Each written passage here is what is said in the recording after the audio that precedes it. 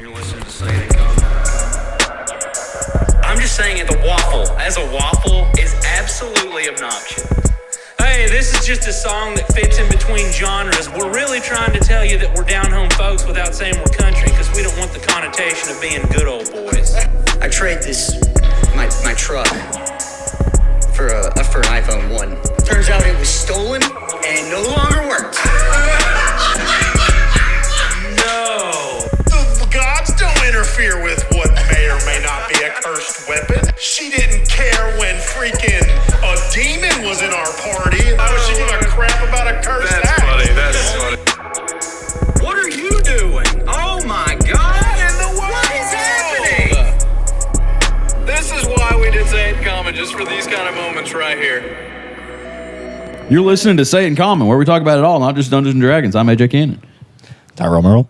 Dustin Foltz. Hey, we're just doing a little quick Say It in Common here. Got everybody showing up in about 30 minutes to an hour. Yep. Yeah. So this will probably be quick. The goal is to finish Say It in Common before they get here. Yeah. Yeah. So, what did you guys think about episode 1 of the campaign? Hold on, you got to shout us out first on all the socials. Oh man, I'm so excited though. Okay. Come join the Discord and go watch everything on YouTube and TikTok and everywhere else videos and crap are, because we work hard to put out short form content all the time and long form. And we work harder on long form content. It's just short form content is the world. And come check us out on Twitch Mondays and Fridays plus other times. That's why you need to follow the Discord so you can keep up with everything that's going on through the week. Plus we got Rocket League tournament coming up on community night. It should still be coming up by the time this airs. Yeah, this will probably come out this week. Yeah. 'Cause these are quick to put out now. So I don't bust my butt on these as much anymore. Yeah. And they still sound fine. So too bad the campaign episodes can't be like that. It's just too hard. Right. Like these, there's enough. It's usually less people. And the mics are closer to our face. We're not trying to look at the board and all that. Right. And then there's not people, trying to talk to the guy next to them about their next turn and crap like that. It's just like whoever's talking is amplified and everybody else is brought down a little bit. I don't have to do anything. I can make that all happen using the computer. I don't have to do anything. At some point, we got to get mixing an episode with AJ where you just do a video. I've thought about streaming it on Twitch before. Yeah. But it's not anything anybody would want to watch. You're wrong. The people that are doing what you do, is it gonna net us 1 million views? No. But No. the people who are doing what you do, as long as you tag it right and they're able to find it. It's the same thing with with we should definitely talk about it tonight if we have time. The Rocket League videos that you're making for all of us, I think they should definitely be put on. They should definitely be listed on YouTube. And if you want to add more to them, I think they're honestly fine as is. But I don't disagree with one of our Discordians, Bones, saying if you added visuals in there, you've just amplified it to actually something that not only you're talking about but you're showing. Yeah, it would be good. That was what I didn't want to do though. I was just let me throw my phone up and stand in front of a whiteboard and I can make a great video for the people that I actually care about. Yeah. Hey, this will make us all better, know. And it's been great experience. Yeah. So I feel like I'm about the editing process. I guarantee you there are people who would want to watch it. It's not going to be a massive number, but there are people out there. I've thought before about live streaming me just sit down and try to make a couple of the musics for the game, because I bang those out in usually a pretty short amount of time if I have a decent idea. Right. So I could stream that, throwing together some music. Yeah. Slarkster would like it. He's all into that. Oh yeah. So Slarster's just into everything. Yeah, he's number one fan. I hope he wins the giveaway so bad. Yeah. I would feel so bad if he doesn't. Oh man. At this point, I think it's anyone's game. I think they're all. I think he's not ahead. It's him. It's him and Alex. Yeah. Both have, I think, 8 entries, and then everybody else just has 1 or 2. Well, but that's probably what's going to happen. Somebody with 1 or 2 is going to win. Possibly, yeah. I may have to send Slurch or something. You did remove all of the commoners who have who are subbed. Remove those from the thing, right? Yeah, they're not in it. Yeah. Okay, good. That helps Slarcher's chances. Yeah, no, the commoners of D&D are not going to win their own giveaway. Right. And really, Twitch is really weird. You can't even go in there and look at a list of your subscribers. I don't think it exists. Does it not? It just tells you numbers, doesn't it? Yeah. Huh. Probably, it'll tell you how many you have, or it says how many sub points you have. Yeah, probably a privacy security. It probably thing. is, and also some people gifted this and some people gifted anonymously. It's just it does tell you if someone is subbed Yeah. you if you go to them, but You're you right. have to know to go to them. Yeah, you had to click on them first. Because I know it says like when someone did it, it was like a 3-month sub or a 4-month sub or Yeah. however long they've been doing it. Yeah, it tells you how long, like if they're on a sub streak or whatever, Yeah. which is cool. All right. Well, Anyway, so follow us on Twitch. yeah, and check out our Discord. Yep. A lot going on there. That's not me just saying. It's actually we're actually working on a Magic the Gathering thing too. If you like cardboard crack. Yeah. Come join the league. We're about to start a league over there. Yep. That I did not want to be in, and I'm probably going to end up in it. So. Oh yeah. You're Wait, do y'all 100%. need me at this point or no? I think you're our 8th, so yes. 7 people is bad. I was hoping I was the 9th, so I wouldn't have to. Right. Like, I was like going to be perfectly fine just spectating and building my deck and for next time. Right. Well, this whole season is just to figure things out because this is going to be a short season. I too, hope but somebody's keeping track of the points for me because I will. I made a spreadsheet. I'm glad somebody's doing it. It looks. I I ain't did a good messing with job. that crap. I did a good job. I like it. But what about when we have 2 pods going at once? So And you're not in it, and I score 3 points. So- Do I have to tell you? The idea is every pod has to have like basically someone who's keeping track of points. They're also going to be that pod's judge if there's a dispute on interaction. So somebody reliable has to be in both pods every single time. We can't just have one pod with everybody who's like winning and one pod with everybody Well, who's then losing. you're going to have 3 of those guys, and they can't all be in the same pod at once. Exactly. That's the only thing. Exactly. There can be 2, and like you have to have 3 because you wouldn't want it to be. There's 2 I- guys that never get to play against each other. Right. I imagine bare minimum it'll be me and Noah, but then maybe Get one Seth. more. Yeah. Just get one more. Yeah. That way me and Noah, because otherwise me and Noah would never get to play against each other. Yeah. That way you can rotate it around.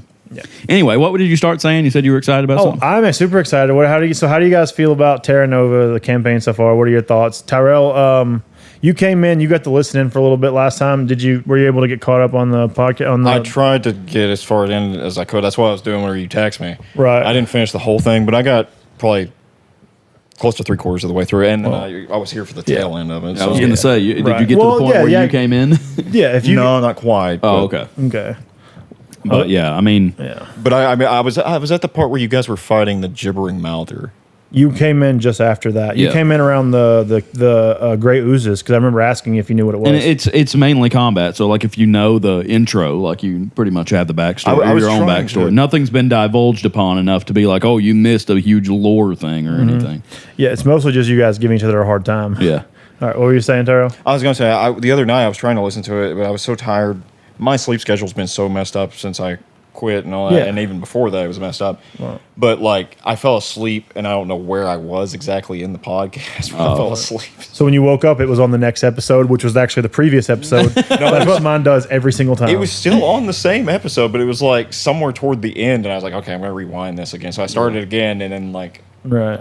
I think I got it though. I think pretty sure. Okay.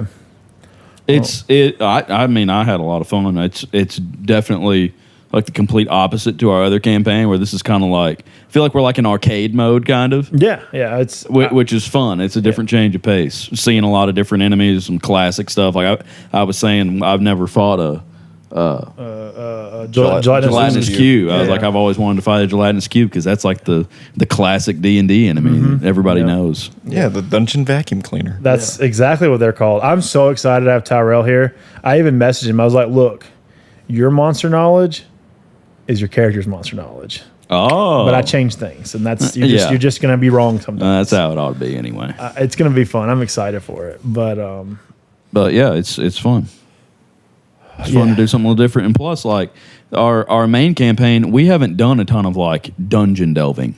yeah, Like there's been places that we've been in, for an extended period of time that wasn't just like open world. right. But like, I mean, I guess like the Bathory's Yeah, that castle was a dungeon. Yeah, and that was a big part of this. Is it's like we're playing Dungeons and Dragons, and Seth campaign has had dragons, but it's like so I really wanted to like do. I like dungeon delving, and it gives me as a DM a whole lot of control. Like control, y'all don't even understand. Like I already know how tonight's gonna play out.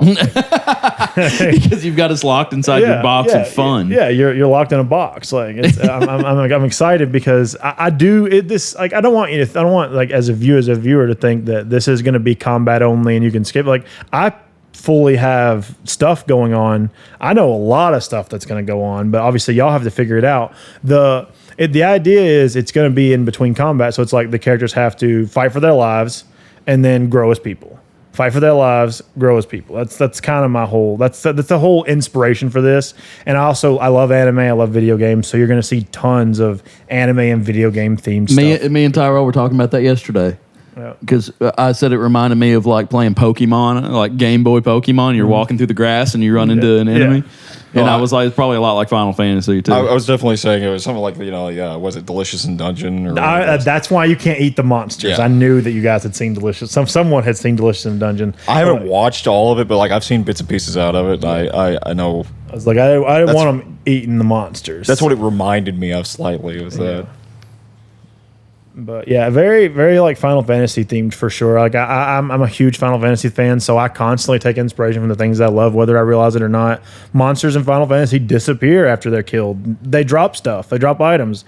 I like the idea that what you get isn't always what was relevant on the creature. It was just it's just things that exist, things that the dungeon has been able to collect in its like lifetime. You're basically getting somebody else, some dead person's stuff. Yeah. Is essentially what's happening. Yeah. And I like the idea of that. But the reality is there is more to the world. If there's ever like that, I expect there to be times where y'all won't be in the dungeon, and I can't wait for that experience. Like at me as a DM, because it's going to be like I imagine like Tychus's character, for instance, because he's only 15 years old. If anyone doesn't remember from last episode, I imagine like he's been seeing all these monsters get destroyed and disappear and drop stuff. But the second y'all go out of the dungeon and y'all run into a bandit, they're gonna die, and it's gonna be bloody, and it's gonna be messy, and their body's still gonna be there. And I'm gonna be like, Tychus, you just murdered somebody. Okay. It's not going to respawn tomorrow. It's not coming back. You still have a corpse here. The blood is on your hands. Yeah. I like the realization for that for some of y'all's characters, because the idea is the dungeon is supposed to detach you from reality and then thrust you back into reality and force you to deal with what the dungeon has done to your psyche is kind of the thoughts. Yeah. And I want to do that as a DM. Like I keep throwing stuff at you and you're like, I'm going to die. I'm not going to die. I'm okay. And then you're just right back there. Like watching you got the gelatinous ooze. Like I even think that I don't think I ruled things right. Like you should have taken more damage, staying in the ooze. I mean, it's whatever. I made a mistake. Just touching a gelatinous cube, I think you take acid damage. That happened. And we did when we tried to pull each other out. He just stayed in there. Oh. His whole turn. He just starfish. You would have been. He should have. So realistically, he should have taken damage at the beginning and end of his turn. That's what should have happened. Yeah. That way it really eats you up, and you're supposed to be encouraged to leave. It's all right. I mean, like I said the first time, y'all had been in a lot of scrapes. I wasn't trying to kill anybody on the first night. That's not the plan. But yeah, you probably should have been hurt a lot more than you were. But I mean, I don't know. Maybe your skin started to harden up, and the acid couldn't burn into you as well. Mm-hmm. It's all up to the dice rolls at the end of the night, except for that black pudding. He don't care about dice rolls. He just does 18 acid damage every single time. Terrible. Yeah. And then they split whenever they get hit with slashing damage. I don't know if that one does that. Ochre Jelly does that. Oh, okay. Yeah, that's a higher. It could be ooze. I just don't remember for sure. As y'all know, with the first episode, I've dealt with a lot of variations of oozes. So we had a gray ooze, a gibbering mouther, which I put in the ooze family. And then we had a black pudding and a gelatinous cube. Those were the four we dealt with, and that's not all of them. That's just what y'all encountered in your first. Ty, did we find a gibbering mouther before? Is there one in a module or something that we played? I feel like I had seen that before. It may have been in one of like the Sunlit Citadel or one of those that we played with Seth, maybe early on. I don't remember though. Because I did Tales of the Yawning Portal. Mm-hmm. Yeah. And I did. We played Strahd a couple times. Curse of Strahd a couple Might have times. been in there. There's some creepy monsters in there. Yeah. I particularly remember the gibbering mouther. The mouther was so fun. I had such a blast. I didn't know everything he'd done because I hadn't read his stat block in probably a week. Mm-hmm. So I probably looked at it. I was like, oh, that'll be really good. But the realization of how good it was for the character that Kyle is working on, it was perfect.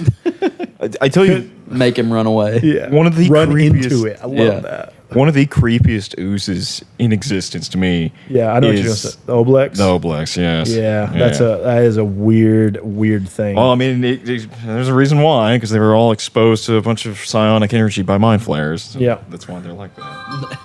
But they like devour their whatever creature that they're going to devour. Usually humans. They primarily go after like They like sentience. yeah, they like because they intelligent gain creatures. everything. Yeah. Exactly, yeah. So they copy that thing exactly to a T, like in its looks and everything, and like it'll like or So you can't even tell it's an ooze. It looks like the other thing. Yeah, the only way you can tell is like you have to like pass like a perception check to check like it's there's like it leaves behind like a trail of ooze behind it, and you can't really see. It's like a thin line. Thin line of clear. Yeah. Yeah. Yeah, the Snail Oblex, trail. Oblexes Pretty are much. nasty. It's funny you mentioned when we're out of the dungeon or whatever, like or in between combat, we grow as characters or whatever. It's like everybody is flawed in some manner. Like Tychus is scared of everything. Yeah. What's Dexter's character? Dexter's character is selfish. Yeah, he's selfish. He's a greedy little dude. My okay. guy's got an ego. Let's talk about Rome and Clay. Yeah, Clay. You taking him off to the side buddies. at that very beginning. Did you got this far because you said you got to the beginning. He's like, 5 of us go in, 2 of us come out. At best, And 2 of us coming And he's out. like, hey, there's 2 guys right here. Yeah. Man. He immediately saw a bunch of unqualified. We've got a child. We've got a halfling and a slow in the brain turtle. we got a turtle with a lazy eye. Oh man, yeah. Right. But I think Tyrell's character is going to bring a Oh man. little spunk to the party. Yep. Yeah, I think I'm really I hate that you missed the first game, and I really hated that I thought you were gonna miss this game. Well, if I hadn't quit, I would have because They're were working? They were going to be working Yeah. today. Welcome tomorrow. back to Commerce D&D. Yeah. Celebrate Tyrell. Man, I'm so glad because I'm Tyrell. I was lore wise, Tyrell's character is the one that I am just really really excited about, and Tyrell doesn't know why, and that's the best part. Well, we were talking about, or Anthony was complaining that everybody made a goofy character. Now, I know Tyrell won't have a goofy character, but I tried so hard though. We were in character creation. I was like, Yeah. Tyrell, make him a small kitty. Yeah, Because you can be small or medium sized. Yeah, so. I remember y'all having he that would conversation. he'd be Puss in Boots. He'd be like, Yeah. fear me if you dare. But we're all like, my intention wasn't to make a goofy character. Yeah. I guess maybe his voice is a little goofy, but he wasn't supposed to. I mean, Yeah. you can play a goofy character seriously Yeah, or absolutely. be serious with a goofy character. The voice that you chose to do with that does remind me of that guy from Family Guy. Family? Yeah, that- yeah. The guy in wheel- paraplegic? Yes, the guy in the Yeah, wheelchair. well, I think- it's Kronk from Yeah. Emperor's New Groove, same dude. Oh, So, okay. yeah, that was where I got it from. Oh, is that the Oh, same okay. voice actor? Same voice. Ah, that makes sense. Okay. That makes sense. Cusco's poison. Yeah. Only kills Cusco. Oh, man. Yeah, That's where it came from. But it's definitely a colorful cast, and I love that you all are so flawed because that makes it easier to like work on it. And Yeah. some of you during character creation, I'm not going to name any names, but some of you actually talked about wanting to improve their like they wanted this to be a life journey for their character, and I was Right. like, that's fantastic. That's what I wanted. yeah, we're all in it for like kind of a little bit different reason. We got guys in it for the money. We've got guys in it for the fame and glory. We've got Tychus just trying to Just trying to be brave, beat his fears. Yeah, I will say something about Kyle. His commitment to a character is unbelievable. it's insane. Yep. Yeah. And to the point that he's sitting over here going, Exactly. That is the one thing I noticed through the entire episode is like him doing that. I was like, wow, he is committed to doing oh that. yeah. I was so the thing that I was most happy about with Kyle was I was always worried that raskness in him was gonna like. You remember like when we were in that combat and it's like we didn't know who's gonna happen and Kyle's over there studying. Yeah. So he's doing the same thing last time. Yeah. We're in the middle of our third combat. He goes, "What's hemocraft?" I remember hearing that. It's yes. your ability. He's over there learning about blood hunters, trying Yeah. to figure out what can I do. he will. He will sit here and he will study Yeah. until he comes up with something that he can do. Yeah. Yeah. I had forgotten all of that. Like I'd forgotten. I think I'd learned. I knew about it from the past, like from months and months ago. But I'd forgotten that they can charge every weapon in their arsenal. There's no restriction on drawing blood and charging weapons. Like there's no restriction at all. I'm assuming that's Malachi that just pulled in. Is that truck? Yeah, that's well. Nice. Okay, so we'll have him join us in a second. But yeah. Couple statements. Oh yeah, about his lazy eye. But yeah, so I mean, I'm glad that he is the same like Kyle, even though he's a different character altogether. And he does a good job of playing a different character. He does. He does a great job. That Tales from Palexia, he played Orlean. I was like, Kyle's going to be Rask no matter who he plays. No, not at all. Not at all. Great role player. Yeah, he does a great job. I'm really excited about this campaign. I'm hoping this side campaign. I've told him because I even got a question last night by text message like, is this going to continue after we finish Seth's campaign? I was like, the plan is this will last as long as it lasts, and then if we do anything else with this again, we'll just see. We'll just see how things go. Call me? Well, he didn't know we were doing second call. No, yeah, you're good. But I'm looking forward to it. What are there any expectations for Casimir that you have going into it, or are you just kind of just seeing what happens? I do want to talk to you in a minute about just Some specifics? Yeah, I actually have some things I got to tell you. Casimir missed the gathering, right? So he missed the gathering. He wasn't there when they went in the dungeon, but it's okay because me and Tyrell talked about it because we knew ahead of time that he was going to miss last game because of his previous job. But I've worked out a solution, and I already know what's going to happen for Tyrell. Cameron is expected to be here tonight, so we're looking forward to that. And I already know how. Luckily, with Cameron's character, which I have a lot less preparation on because I have a lot less character information. With Cameron's character, though, they're not in the dungeon right now, so it works out very well for me. So I already have plans for that as well. So we'll be able to continue tonight. We'll have a full cast of 7 people. Looking forward to that. Malachi, do you want to come say some words about old Sylvester?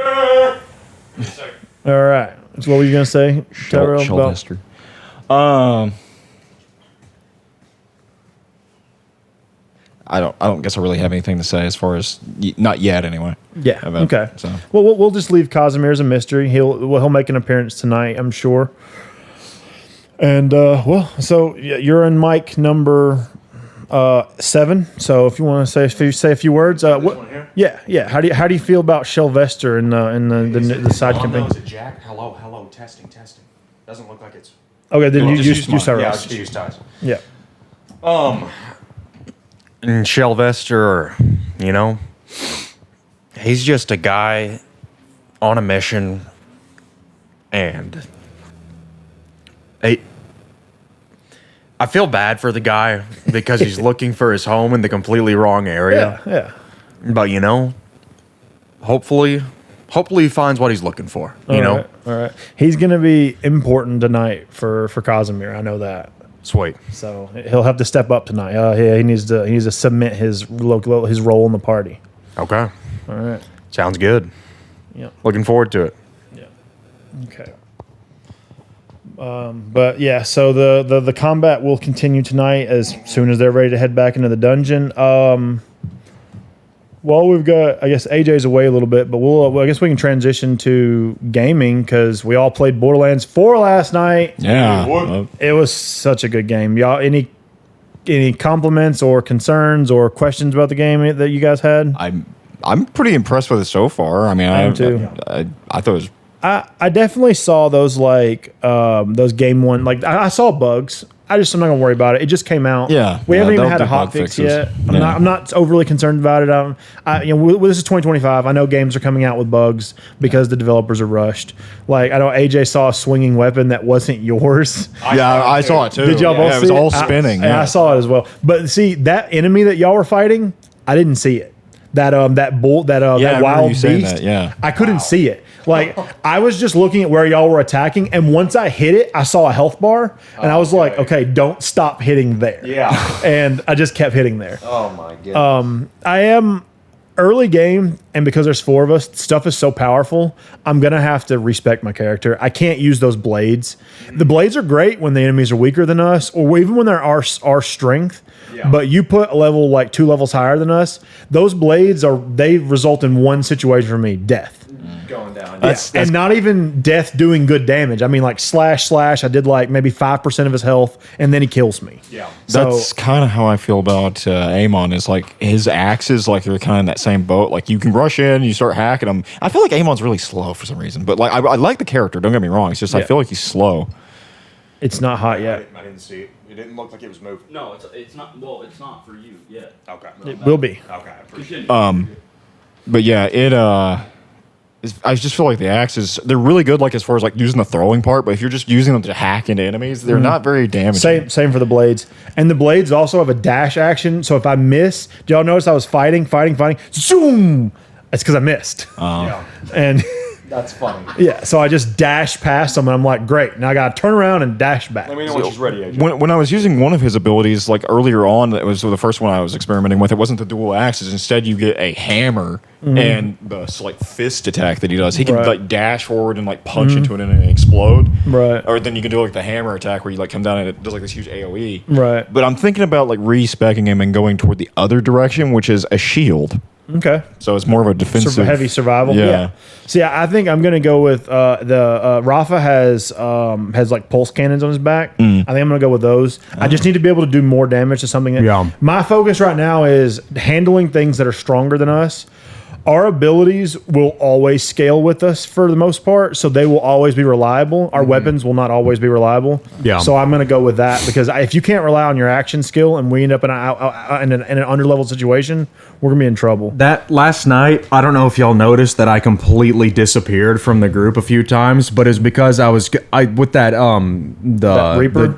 with the hover glide thing that you can do, I was going on rooftops and finding like strange boxes, and I got some baller weapons. I didn't even tell okay. y'all. I've got some You were nasty ones. Tyrelling us. So Yeah, but I was putting in work. Like I was doing parkour and all sorts of stuff, just looking for crazy items, and I found a couple of good ones. Speaking of weird things on rooftops, there was a place that we were at where there's like two buildings. There's a road between them. We went through there, and I noticed like I could see like this weird like hovering like upside down pyramid shaped thing on one side of the building. So I jumped up on this one side and climbed up there, and there was a grapple point. I got up there on top of it, Right. and you could touch that thing. It actually gives you like the prompt to touch it. And when you do, there's like this golden orb that pops up in it, and it shoots out beams of light to 3 other locations. Across one was across the way, one was like I up didn't there find on one the- of those. I don't think. Okay. and then That's one, cool. one was up on top of a tower on the other side over there. So I hovered over to the tower. I got that one, and you can actually touch the orbs. Wow. And once you get all 3 of those, you get a collectible. How about Okay. that? I did find the bobblehead. Someone else mentioned the Marcus bobbleheads. I did find a Marcus bobblehead. So The collectibles do pop up on the map. It puts like a big aura circle on the map about where there's a thing. okay. I just thought I'd say. But yeah, it probably. You said it makes 3 points that you then go Yeah. to. Okay, that would make it. But they were within probably a pretty close Yeah, radius. they were all within like 60 feet of each other. Or something. Right. Okay, so that's how you find them. Then is you find one and it points you to the others. Because I was going to say on the map it's this huge circle. I'm like, who would search that entire thing to find an artifact or whatever? But yeah, Yeah, So- it gives you one collectible after finding all 3 orbs. yeah. So when we got our bikes at the end of the stream, we did a 5-hour stream, by the way, for anyone who missed it. When we got our bikes, I went all the way to the edge of the map, and I was out. You remember that big waterfall we saw towards the beginning of the game? I was down there. Okay. And there was just a lawn chair with a Marcus bobblehead just sitting there, just Wow. looking at a painting. That's So funny. yeah, it's I don't know. I've enjoyed it a lot. I know we've only played. We're like level 12. We're only level 12. I think level 13. Did we hit 13? Yeah, I Okay. believe Level so. 13. So we're if you look at it from a level standpoint, we're probably between 25 and 35% through the game. Yeah. Because usually if it stays on track with older Borderlands games, we'll end around level 36 is my Yeah. thoughts. If it's not like that, it could end around 50. That'd be sweet, but that's never happened to my knowledge. Usually you have to go into True Vault Hunter mode for that stuff. They've So- definitely changed the game though, up as like how it functions for sure. The last thing we were doing before we ended the stream, are we looking for like a murderer or something? What were we doing? I don't even remember. Yeah. Because it was cut the dude loose from the ceiling. Yeah. yeah that. Or we're looking for the guy that killed him, or was that a side quest? That was a side quest. It was a I think. side quest. So but what's The last story quest we did was finding Rush, and now we're helping Okay. his group. I don't actually know what we're doing. I Okay, don't that's remember. the main story because I was having trouble keeping up with what was story mode and what was Right. just us trying to level up. And some. Rush is like the leader of the resistance in that area Okay. or whatever. Yeah, the When leader we of went the down in that hole, Kairos. it was that Yeah. big dude. Yeah. the Kairos resistance. Yeah. Yeah. Anything y'all are hoping to see in this game? I mean, we have already seen Claptrap. We can't hope to not see him. But is there anything else that you're hoping turns up from old Borderlands games? I have a strange suspicion that one of those Vault Hunters that are going to probably be available here soon might be Tiny Tina. You think so? Oh, that'd might be be. sweet. I might have to pay the I money. wonder for that. what she would do. She'll definitely have I'd love bombs. if she popped up. I don't know. Seeing some other characters would be fun. If somebody came back from another game, like just Yeah. for however much of a stint they were in the game, or That would be hilarious if they Because actually put Marcus her as is a playable clearly character. alive because he still narrated it. So I'm sure he'll pop up. Well, yeah, Tyrell said, because apparently they mentioned it and I just was forgetting it. Was it 11 years or something? It told us how long after the third. Six 6 years. Yeah, 6 years. Is after. Lilith still alive? As far as we know, She was at the end of 3, right? If there's another Phoenix Siren, no, she's dead. But as long as there's not another Phoenix Siren, you can't say for sure if she's alive or dead. She's the one that turned the moon of Pandora into that Phoenix symbol. Yeah, I forgot Yeah. about that. Yeah. Well, and that's what popped up in the intro, didn't it? He said that something about after everything turned to fire or whatever, and it popped up the Firehawk symbol. Yeah. It was talking about her. It was talking about her sacrifice for sealing the Great Vault. Yeah. Yeah. So we don't know if she's still alive or not. I mean, it's possible she's like up there and just keeping the vault closed. Here's another thing I just thought of, because when you're on the beach and Claptraps are coming up to you right there, and then he's trying to wake you up by hitting you with all this stuff, Yeah. Right before that, you hear a woman's voice saying "Vault Hunter." Yep. Who is that? It could be Lilith. Yeah. It kind of sounded like her. Yeah, It definitely isn't Angel. Angel's dead. Yeah. And then Tannis has Angel's powers. I expect to see Tannis at some point She has because Tannis Angel's is a powers? siren. Yeah, she's the techno siren now. She's the siren that Angel used to be. And then the little girl has Maya's powers, which is the phase lock siren. It tells you how many sirens exist in the world, but I don't remember the number. It's just part of like Borderlands lore. There's only so many sirens Yeah. in existence ever. At once, yeah. Yeah. And we Well, had one of them in our party, so somebody died. Right. Well, yeah. I enjoy playing as The that phase. siren. I can put down like as long as I stay alive, like 3 Reapers at the same time. Oh, well, that Really? I never saw your Reaper die. I didn't even see a health bar it, for your Reaper. it dies and then you can immediately put it back in. The okay. big bad of the last game, that chick, she was a siren, wasn't she? She was. Okay, so she's dead. She was so- the leech, but her brother wasn't supposed to be a siren, I don't think. No, he wasn't supposed to be. Because So he sirens probably aren't wouldn't- males for one. Did he die too? Yeah, I think he died. I think they both died. I think it think was like- he killed her, and then we killed him. I think So that's what happened. so that would have been the loss of a siren. Right, but she was like the life leech siren, so that is another one of those has to exist somewhere. So that's got to still be a thing. Yeah. Technically, her power is still out there. If we had, like, if I had my pick of the characters that we had, mine would have been the last one I picked. You think so? Yeah. I mean, I still like it, but I never picked the one that's like the elemental damage one. Yeah. And it's been the siren.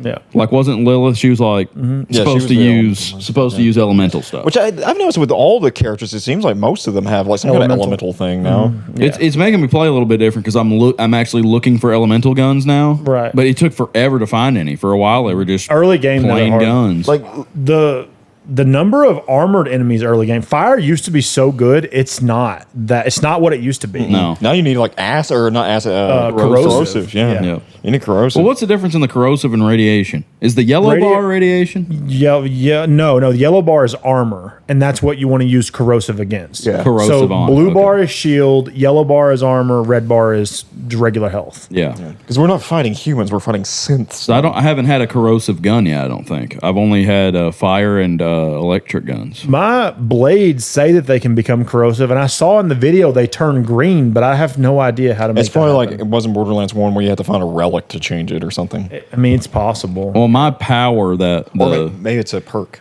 the aura thing that I dropped down. I like it. Anything, and it's really good for everybody. I mean, I'm the support class. it's good, But yeah. what it does, it gives you overshield for you and your allies, that's and nice. then any enemies that are in it, all the resistances go away. So no matter what they're resistant to, they're not in that. Yeah. So you can use any gun on them when they're in there. Well, the fact that you can just make someone trip and fall with melee damage, that's not ever been a thing before, and I love it. Like it doesn't matter how big and bad they are. If they fall to their knees, they're gonna go. I do like the down. prone stuff, Yeah. knocking stuff prone. That throwing knife grenade mod I got last night. If you see an enemy, you see crit on it. It's because of the throwing knife. Yeah. And when I throw a throwing knife into them, it makes them weaker to like everything that hits them afterwards. Right. And it has Turns everything It has else like to an crit. X and a skull Okay. on them. Is it just the throwing knives that like they auto lock onto enemies, or is it all the grenade mods? Because I only It's not ever all the used- grenade It's mods. not all the grenade mods. It's just that one I throwing just so knife. happened to come across. Well, I know I had my throwing knives. As long as my reticle was close, it didn't care where my reticle was. It would just go and smack an enemy. I had a grenade mod that was honing in on them, Mm-hmm. and even one of the Teddy Orr guns that I had that you throw, Yeah. it honed in on stuff too. That's nice. But then I was wondering if all the grenades did that, and then I picked up one that was just like a sticky grenade, so Yeah. it didn't do that. I had one for a little while that it was just my problem. It was a good grenade, did a lot of fire damage, but it bounced like once or twice. I was like, oh, it throws off my aim every Yeah, time. I hate the bouncy ones. And then I got the heavy ordnance. I had like a grenade cannon, a grenade launcher gun. Oh, that thing is amazing. I'm guessing somebody's here. I don't know. But I found it was an ancient singularity grenade mod last ancient. night. What does ancient do? I've never I know heard of it's that. purple. I never. Well, so usually the way that they do it is the prefix is Yeah. usually a modification to it. I wonder what the ancient prefix does. I think it may have been something to do with the it being a dataless grenade mod, maybe. Okay. Because like certain companies or whatever that makes the weapons like have like Well, weird, Daedalus has never been a company before. I'm thinking true. Daedalus might be a company that originates from Kairos. maybe Because let's see. I saw Daedalus guns. I saw Jacob's guns. Yeah. I saw Teddy Orr guns. I have 2 Malawan guns. Malawan is definitely in this. I have not seen a Hyperion gun. That's true. Yeah, I haven't seen that. I did not see one that I'm aware I think of. whoever the Timekeepers troops are there, I think that's who's replacing Hyperion here. Right. Well, Hyperion as a corporation might have also finally collapsed because Jack was the Hyperion head. Yeah. And we saw Hyperion guns in 3, but the company that could have just been remnants, and maybe all the Hyperion guns are gone. I also didn't see any torque weapons. Now, Torg would be a guy I'd like to see show up. I would love to see Torque. Yes. So I would love Mrs. Torque to make a comeback. Do y'all remember Mrs. Torque from Borderlands 2? In 2? Yeah, she was the grandma, but the she grandma. looked just Yeah, yeah, like yeah. Torque. Yeah, when we helped Grandma Yeah, in that it arena. was the or holiday whatever. stuff. Yeah. Yeah, Yeah. that was great. She would not shut up about that story. Yeah, she would not shut and up. we left. Yeah, well, I didn't. I sat there and listened to it all. She was going on and on. Oh man, That was really funny. I do like Torg. I'm really enjoying Borderlands 4. I think I'm glad we all got it. I'm really glad. I think it's gonna be a great game. Another thing that they've changed, like mechanic wise, that I was listening to this one video this guy was talking about, like, is they have like world bosses into the game, which we know, but like they're randomized. So like I You don't can't think. farm an area. Yeah, I don't think they'll be. No, they've always had unique monsters as world bosses, Right. Like Donkey Kong. But like, they was one. change, I think, like depending on like where you go. Really? From what I saw. I know with Donkey Kong, the problem with him is with unique creatures like him, they don't always spawn, but they were always in the same spot. Right. But if you're saying they change, that's very Yeah, I think they change like depending on like where and what time of day and all that stuff that you're in. The okay, game, that's so. cool. And I think they even have. I may be wrong about this, but that video that I was watching earlier was saying something about like there's like weekly boss raid type things that they have planning on doing. That is a good. Having reasons to keep people coming back is always great, and I would love that. I was telling AJ. I would before say we- that's something Borderlands probably not done that great of before. They've never done it. They've Yeah, only they've ever never done it had before. like It's very redundant. right. It again gets very redundant. But yeah, I would love that. I would love this to be a game that we play beyond the story, and we like do okay. Let's do let's like maybe once a month. You know, after we finish the story, we do it once a month. Borderlands. Okay, we're all here. Let's do our monthly stuff. You know, Yeah. that would be fantastic. That'd I'd be love cool. that. What did y'all think about the grenades or ordnance, like the R1 ability? I liked it. I liked it. I thought that was pretty cool. The change because heavy weapons are typically in Borderlands good and bad early game. They usually are really good, but you have no ammo, and so that makes them kind of bad because you can't ever find ammo for them. So even if I brought the best level 1 rocket launcher in the entire game, if I can't find ammo for it, it's not that great. Like the only times I'll get ammo is ammo caches. Yeah. Or is the vending machines. So it's like I feel like that's a good balance because heavy weapons are extremely powerful in the late game and like for the meta. Usually you'll carry, most people, unless their build needs something else entirely, you could carry like a rocket launcher. And its main thing is if something dumb takes you down, you point that thing at a little guy and he just disappears and you come right back up. Yeah. And that's not an uncommon thing you'd see it in like max level Borderlands gameplay. I feel like this is a good balance for that because now you don't have to worry about rocket. You can get a grenade or a heavy weapon. And I liked it. Like y'all, I don't know if you guys saw it, but I had a grenade cannon, and I just pulled it out. And it said, "Doo, doo, doo, doo, doo, doo," it just destroys people. I had a minigun at one point. Did you? I heard you say it. I never saw it. I had one that was like one of those like anti-aircraft turrets you see on a boat that has 2 barrels. yeah. Really? Yeah. It wasn't that great. It wasn't killing anything. Well, they would shoot explosive rounds. That's the thing about the minigun is that's the reason I had those throwing knives at the time. I was like, it's way better than the minigun. I had one. I don't remember what it was. It was the first one I picked up, and it was pretty good. And then I was trying to pick something else up, and I accidentally picked up that thing. I was like, what the heck is this ballista thing that I have? Right. But I don't know. I like that the grenades regenerate and the ordnance goes on cooldown. Yeah. But I don't know. I may just stick to picking up grenades. But now there's not as many because other stuff it drops other ordnance now instead of just grenades. So right. Well, I always loved the grenades in Borderlands. Either. That's what I was about to say. I actually have a skill for Rafa that when I do a certain thing, I drop a grenade. So what happens if I have ordnance? It may just mean if you have this build where you drop grenades, you don't want heavy ordnance, you just want the grenades, and that's because cool. it drops a grenade of your type that you already have. Right. That's my thought. So if I have heavy ordnance, it might just drop a regular grenade that does nothing but go boom and does a little bit of damage. Yeah. But it's like if it drops my grenade mod, like that now means something. So true. It'll be certain builds will want certain things, but I mean it just makes the game more diverse. So I'm not against it. I'm so happy they gave us all 4 weapon equips before we got to like level 20. Yeah. Usually it's like story capstones that give you those. So it doesn't matter what level you are, you have to complete it. But I think it was all level based for us. I think when we hit level 7, we all got our weapon. I don't think because we weren't doing anything with the story until we were level 11. I think was when we got back on track with the story. Yeah.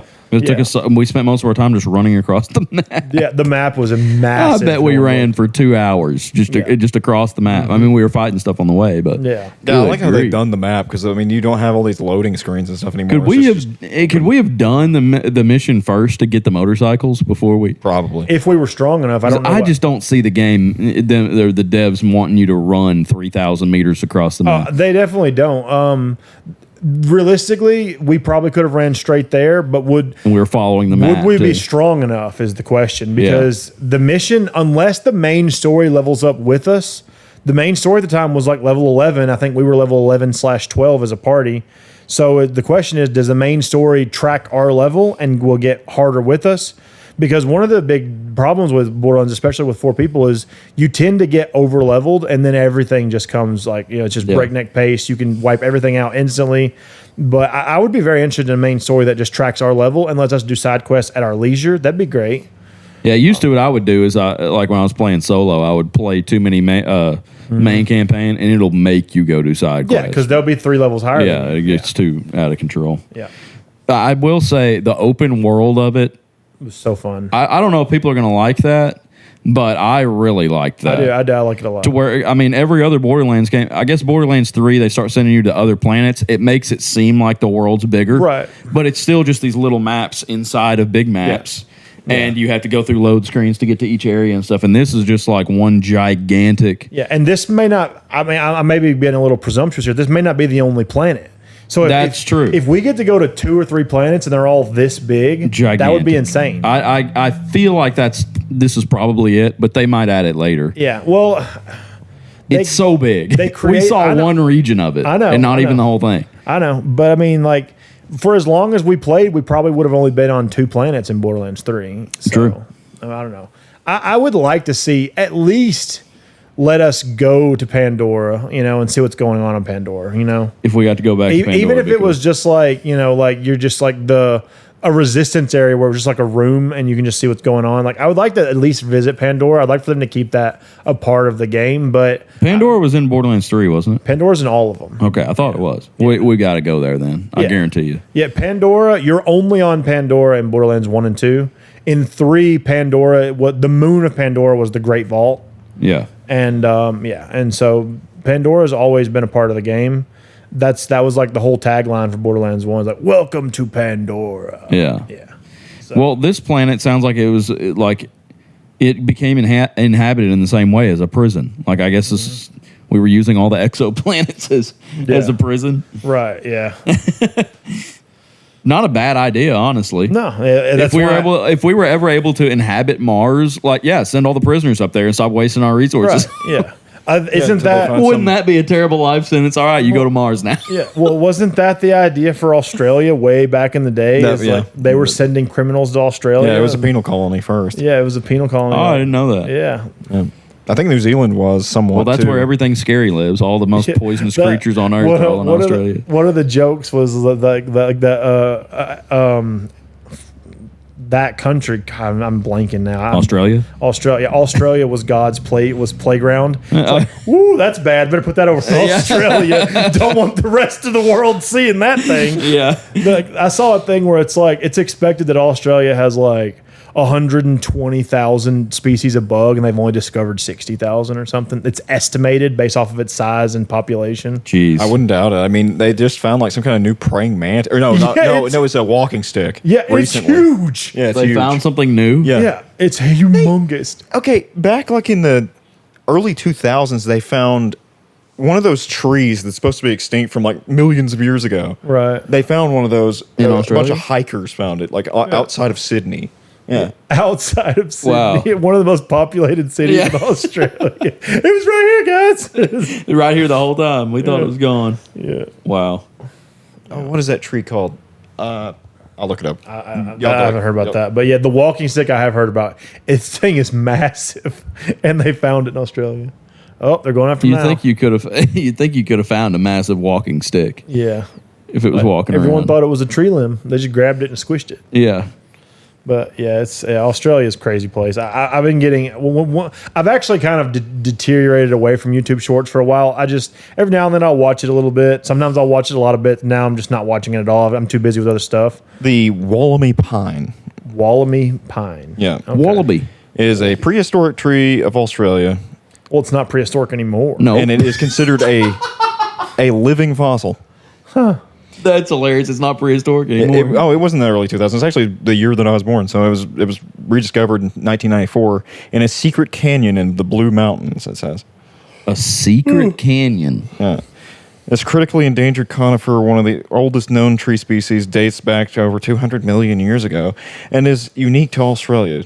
Conservation efforts, including saving them from the 2020 bushfires with a specialized irrigation system, are crucial to protect less than 200 Wollemi pines left in the wild. The question is, how many different ways can this tree kill a human? Because it's in Australia, so it's Yeah, got to be able it's to gotta kill be a dead. human. deadly. I don't think that it's just a pine tree. I'm sure it has neurotoxin in it somewhere. Man, there's animals and snakes and spiders and stuff out there that scare the crap out of me. Oh, yeah. We don't have any of them here. I'm very glad. Yeah. But like, I think the 7 deadliest snakes and spiders in the world, like almost all of them are there. The huntsman spider. He's your buddy. He's your buddy. No.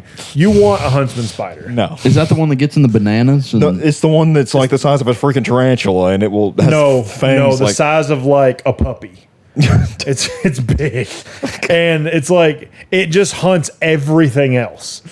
Like anything that lives. Well, it also likes to squeeze in between stuff, and that's where it gives people. It probably has a higher heart attack death count than bite death count, because people will like move because it likes to squeeze in between stuff. So someone will like do something, and it'll come out, and they see this giant multi-legged, and then they just have a heart attack and die. Yeah, I would. Well, there was one I saw. It was on like World's Deadliest Animals or whatever. It was like it always talks about how quick it'll kill you if you get bit. And the example they showed was that it was some type of tarantula that like gets up in banana clusters. Oh, yeah. And it showed a lady bought these bananas at the store, and there's a spider in there. She brings them home, and then she's like got her broom out, sweeping the floor. Tarantula runs up the broom and bites her. Scary nightmare material. But because it's like an aggressive spider too, Right. Well- and then the stuff that'll follow you, like black mamba. Is it the black mamba that'll like That's an pick up your scent and follow you home? That's in Africa, but yes. Yeah, that's yes. Africa. That's the scariest They're thing I've ever heard. Very territorial snakes. Yeah, I saw this one video. It was terrifying. It was. I think this was in the Middle East. I'm not 100% sure. I believe from like the housing and everything, it was Middle East. Doesn't really say. But anyway, the person, I think it was a guy. I think it was a guy and his wife in bed. He had started recording after he saw it, but the snake was coming into the house and was already crawling across their bed. They're sleeping in bed, crawling across the bed. He was recording it? Yeah, and because he couldn't move. It was already on top of him. And then it moves around, and then it looks like it's leaving, right? And then he moves the camera over. It had come up next to his pillow and was looking in my face. I was like, when this thing strikes, my phone's going to go. Just go.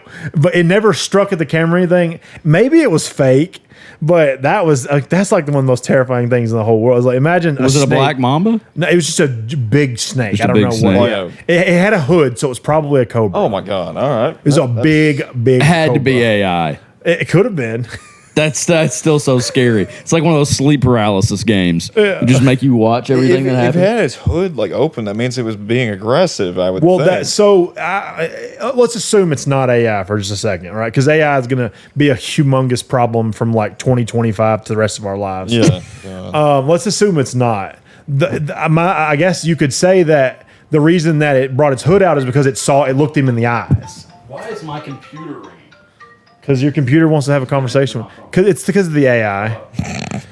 But I think this is a good time to wrap up. It's almost 6 anyway. We're fixing to record the next episode 2 of Terra Nova. Looking forward to that. I'm glad to have a full party of 7. I hope you all enjoy. I'm really looking forward to tonight. I got a lot of stuff planned. It's going to be super exciting. You have any expectations, Tyrell, going into the game? I don't know. I mean, from what I've listened to, I mean, it sounds like it's going to be pretty fun. Dungeon delving again, so I'm looking forward to that. Looking forward to exploring this character a little bit because I haven't got to play him yet. So Right. I'm looking forward to meeting Casimir tonight. That's going to be super fun. Be sure to check us out at all of our. Please enjoy. I hope you enjoy the podcast. This is a great time to get caught up on our normal campaign. It is not over. It is just postponed for now. At the very least, it's postponed this year, and then we will communicate with you guys on when we think it will pick back up in 2026. And then I hope you enjoy the side campaign. Check out our socials. We got Tyrell back to streaming, so we're really looking forward to that. So the Commoners on YouTube, the Commoners of D&D on TikTok and X, as well as our Discord is a great way to get a hold of it, to just chat with us or communicate. It's where we communicate all of our streaming schedules and anything we have going on more often than the podcast. And if you just want to come in there and ask questions, we have areas just for the podcast where we've talked about the campaign and thoughts on it, and we've even had some other listeners ask questions and stuff. So please check it out. We appreciate all your support, your listens, and just any interaction you have. This is part of why we do this. In addition to the fact that it keeps us consistent, we thank you all for listening, and we look forward to putting out our next episode of the podcast. Thank you very much. bye.